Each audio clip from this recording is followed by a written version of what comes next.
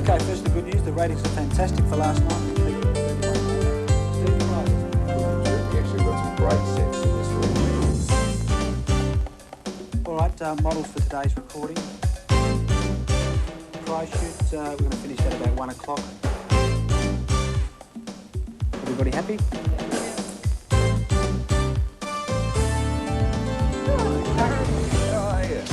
Let's go and have a bit of fun, eh?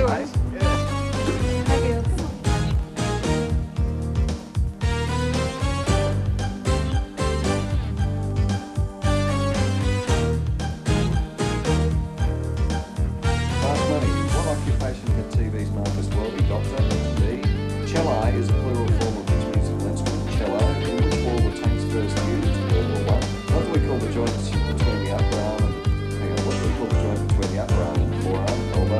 Which country is home to the band ZZ Top, United States? This delightful handcrafted figurine titled Old Fishing Pole captures the innocent spirit of the boy and his dog fishing for fun. Now everyone feels horribly nervous at this point, and that's natural. Some feel sick. This gentleman was very confident. Now,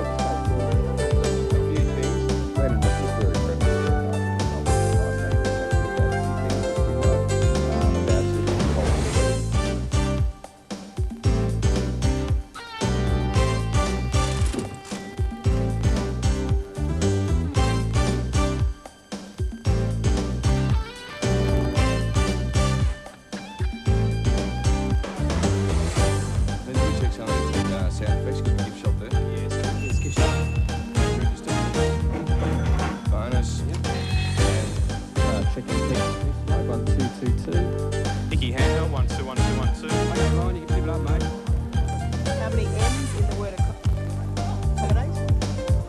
Which movie star was the mother of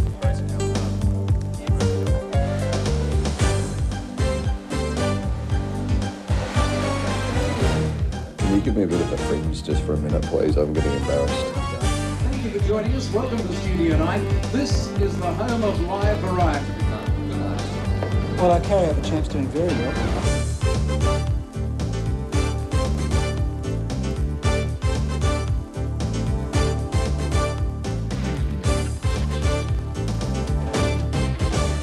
Ladies and gentlemen, the host of Sale of the Century, Glenn Ridge. Thank you very much. Hello. Thank you. Thank you very much. Very kind of you. Thank you and welcome to a very special celebration, the 15th anniversary of Sale of the Century. In July 1980, a bold decision by programmers at the Nine Network saw Sale premiere at 7 p.m. nationally and instantly attract a huge audience that tuned in 5 nights a week to follow the fortunes of contestants. Tonight, we'll relive some of those moments and meet some of the people, both on camera and behind the scenes, that were responsible for the success over our 15 years.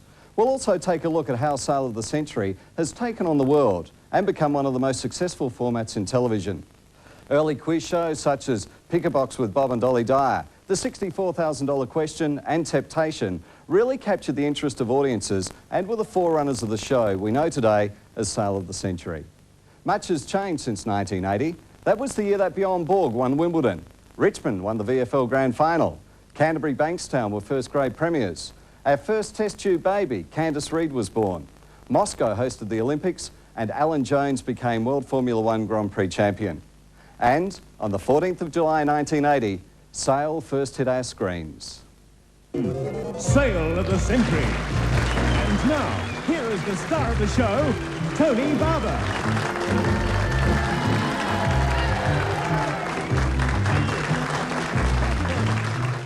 I have got hundreds of creatures.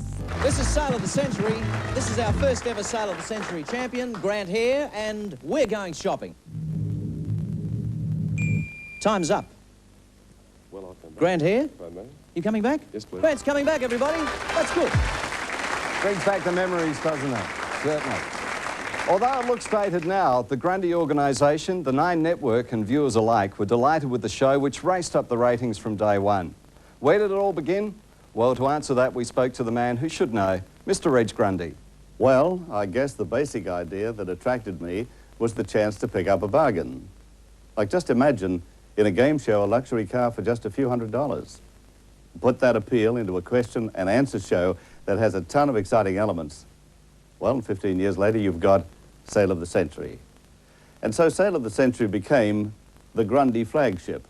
Following on its success in Australia in the 80s, Sale of the Century gave us the chance to spread our wings, even into the good old USA, where we became the first non-American company to produce a network game show, in fact, any sort of show, in the NBC studios at Burbank, California. And you know, for about 6 years, we worked in the studio right next door to where Johnny Carson did his Tonight Show.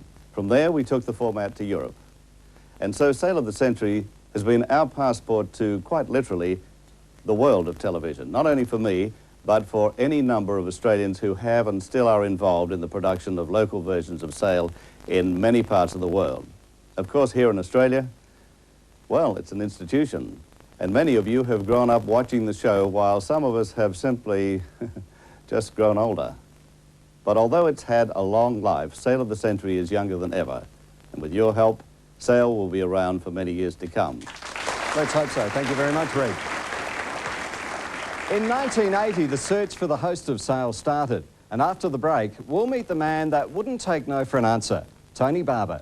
Which article of clothing does a Cockney call his dirty dickie? No, Tony. Let me put that another way.